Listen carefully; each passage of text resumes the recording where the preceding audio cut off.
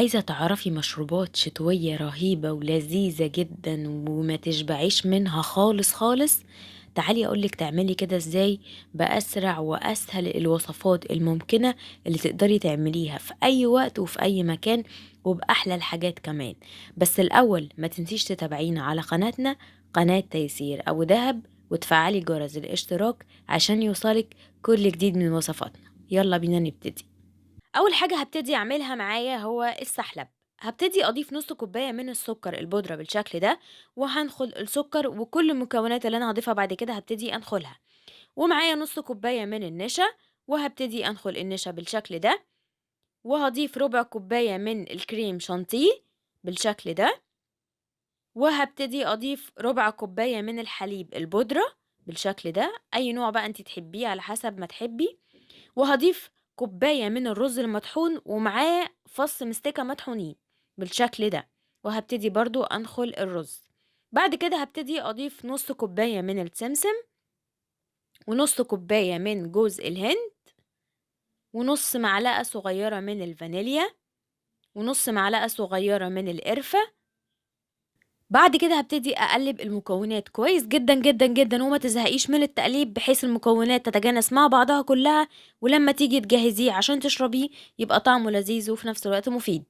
بعد كده هبتدي اعمل الخليط اللي انا عملته ده. هتشيليه يا اما في برطمان او في كيسة، وده على حسب المتاح عندك. بعد كده خلاص انا ضفت الكمية كلها في البرطمان. هبتدي اعمل صفة كده من الزبيب، والصفة اللي جنبها فستق، وده اختياري على حسب ما موجود عندك في البيت. وهبتدي الصف التالت اضيف جوز الهند. وهبتدي اغطي البرطمان عشان اعمل المشروب التاني، وهبتدي اعمل الهوت شوكليت. بعد كده هبتدي اروح عشان اعمل الهوت شوكليت. اول حاجة هبتدي اجيب كوباية من الكاكاو الخام بالشكل ده، وهبتدي انخل الكاكاو. وده طبعا للامان عشان تبقي مطمنة ما يبقاش في حاجة مش حلوة يعني. نص كوباية من الحليب البودرة، ونفس الكلام هكرره برضو زي ما اتفقنا، ده للأمان ليكي. بعد كده هبتدي أضيف نص كوباية من الكريم شانتيه، وهبتدي أكرر نفس الموضوع بالشكل ده. ومعلقتين صغيرين من القهوة سريعة الذوبان. وبعد كده هبتدي أضيف نص كوباية من النشا، يعني كوباية إلا ربع كده سكر بودرة. وهبتدي أضيف رشة من الفانيليا ورشة من القرفة. بعد كده هبتدي أضيف نص كوباية من الشوكولاتة المبشورة أو الشوكليت شيبس. بعد كده هنقلب المكونات كويس جدا زي ما انتي شايفة. وبعد ما قلبتها كويس جدا عشان تتجانس مع بعضها، هبتدي اشيلها في برطمان او كيسة زي ما متاح عندك. وبعد كده هبتدي اضيف عليها شوكليت شيبس. بعد كده هبتدي اروح احضر مشروب السحلب. بعد كده هبتدي احضر مشروب السحلب عشان هعمل لي كوبايه واحده بس كده روق بيها على نفسي عشان نكمل بقيه الفيديو. اول حاجه هبتدي اضيف كوبايه من الحليب او كوبايه من الميه على حسب الموجود اللي عندك، وهبتدي اضيف عليهم 3 معالق كبار من خليط السحلب اللي انا عملته ده.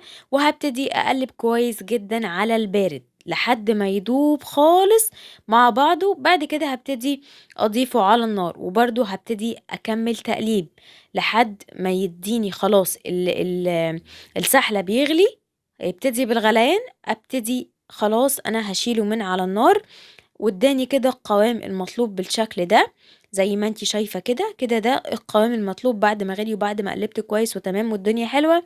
هبتدي اشرب لي بقى كوباية سحلب عشان ده اهم حاجة في الشتاء بصراحة، واللي بيحبه في الصيف مفيش مشكلة برضه. بعد كده هبتدي اجهز مشروب الهوت شوكليت. بعد كده هبتدي اروح اعمل كوبايتين من الهوت شوكليت، وهبتدي اضيف كوبايتين من الحليب، وعليهم 4 معالق كبار من الهوت شوكليت بالشكل ده اللي احنا لسه مجهزينه حالا من شوية. اوعي تنسي احنا لسه هنا ما في الفيديو ما خرجناش. وهبتدي اقلب برضو على البارد لحد ما الهوت شوكليت اللي انا عملته او الخليط ده يبتدي يدوب خالص مع الحليب مع التقليب كويس جدا. خلاص انا قلبت كويس كويس كويس.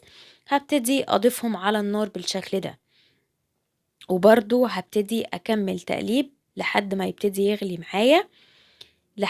هبتدي تقليب لحد ما يستمر في الغليان معايا، وابتدي اوزع كده لحد ما يديني القوام المطلوب زي ما انتي شايفة كده.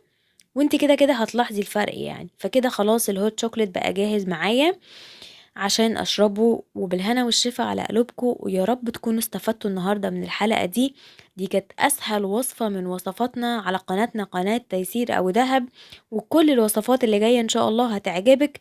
بس ما تنسيش تعمليلنا لايك وفولو، وتكتبي لنا تعليقك حبيتي أكتر وصفة ايه، ونفسك تعرفي وصفة ايه.